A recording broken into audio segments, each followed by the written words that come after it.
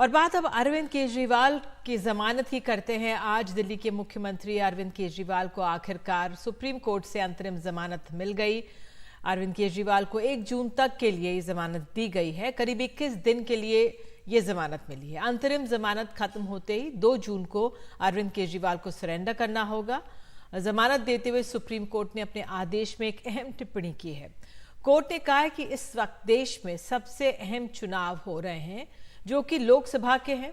इस राष्ट्रीय महत्व के चुनाव में देश के 97 करोड़ मतदाताओं से करीब 65 से 70 करोड़ वोटर अगले 5 साल के लिए देश की सरकार को चुनेंगे। तो देश का आम चुनाव लोकतंत्र की संजीवनी प्रदान करता है। हम ईडी की इस दलील को खारिज करते हैं कि अरविंद केजरीवाल को जमानत देना उन्हें आम जनता की तुलना में ज्यादा विशिष्ट जगह देना है। बहरहाल सुप्रीम कोर्ट ने उनको सीधे जेल से रिहा करने के आदेश दिए हैं।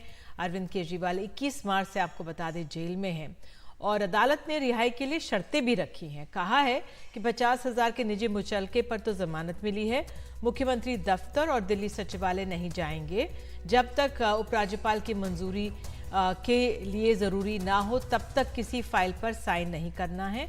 शराब निधि घोटाले में अपनी भूमिका को लेकर कोई टिप्पणी नहीं करनी है। किसी गवाह से संपर्क भी नहीं करना है। तो आइए हम हमारे साथ हमारे सहयोगी भी जुड़ेंगे, लेकिन मुझे कहा जा रहा है हमारे साथ मेहमान जुड़ गए हैं।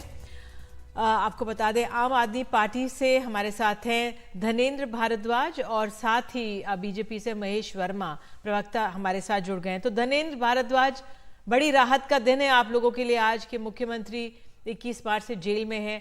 अब जमानत उनको आखिरकार मिल गई है। चुनाव सर पर है, दिल्ली के भी तो प्रचार का भी समय मिल जाएगा। देखिए, निश्चित तौर पर आज बड़ा राहत का दिन है कि हमारे दिल्ली के लोकप्रिय मुख्यमंत्री हमारे नेता अरविंद केजरीवाल जी को ऑनरेबल सुप्रीम कोर्ट ने इंटरिम बेल दी और इलेक्शन कैंपेन करने के लिए दी है। जिस तरीके से ऑनरेबल सुप्रीम कोर्ट ने कहा, हमने भी ये दलील ऑनरेबल सुप्रीम कोर्ट के सामने रखी थी कि अरविंद केजरीवाल जी ना सिर्फ दिल्ली के मुख्यमंत्री हैं, बल्कि वो आम आदमी पार्टी के नेशनल कन्वीनर भी हैं।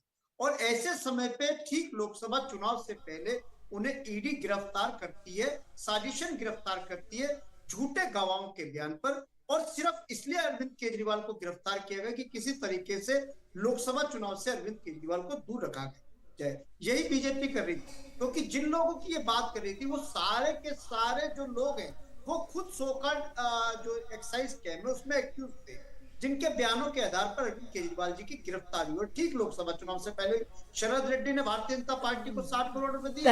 धनेंद्र, अभी राजनीति में लोगों की दिलचस्पी है। कहा जा रहा है सीधे अरविंद केजरीवाल जाएंगे अपने निवास, बाद में मुख्यालय जाएंगे। क्या क्या कार्यक्रम रहेगा, जरा जल्दी से बता दीजिए, फिर मैं महेश वर्मा जी के पास जाऊंगी। जी देखिए, जो निधि जी मैं कह रहा था कि निश्चित तौर पर आज अरविंद केजरीवाल जी के जेल से आने के बाद आम आदमी पार्टी का जो कैंपेन है वो जोर पकड़ेगा, क्योंकि दिल्ली की 7 लोकसभा सीटों पे चुनाव होने, पंजाब की 13 लोकसभा सीटों पे चुनाव होने और हरियाणा की 1 लोकसभा सीट पे आम आदमी पार्टी लड़ रही है। और अरविंद केजरीवाल जी के आने के बाद न सिर्फ आम आदमी पार्टी के कार्यकर्ताओं को एक नई संजीवनी मिली, एक नई ऊर्जा का संचार आम आदमी पार्टी के कार्यकर्ताओं में, बल्कि इंडिया अलायंस के अलावा इस देश में जिन जिन लोगों की इस लोकतंत्र में, संविधान में, कानून में, न्यायपालिका में आस्था है, आज उन सबका विश्वास बढ़ा है। और निश्चित तौर पर अरविंद केजरीवाल जी के जेल से आने के बाद आम आदमी पार्टी का कैंपेन रफ्तार पकड़ेगा, इंडिया बिल्कुल बढ़ेगा। मैं महेश वर्मा जी के पास भी चली जाऊं, समय मेरे पास कमी है यहाँ पर। महेश वर्मा जी, ये एक जिस तरह से अरविंद केजरीवाल को ये राहत मिल रही है, आम आदमी पार्टी को तो ऊर्जा मिलेगी, लेकिन वो जमकर प्रचार भी करेंगे। चिंताएं तो नहीं है बीजेपी खेमे में, दिल्ली में?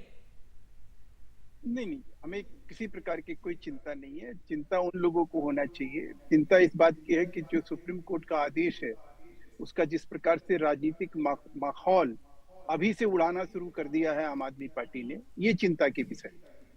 एक व्यक्ति को जैसे एक सजा याफ्ता अपराधी होता है, उस तरह से तो जैसे फॉरलो या पैरोल की जो स्थिति होती है, लगभग उसी स्थिति में सुप्रीम कोर्ट ने इनका इंटरिम बेल ग्रांट किया है।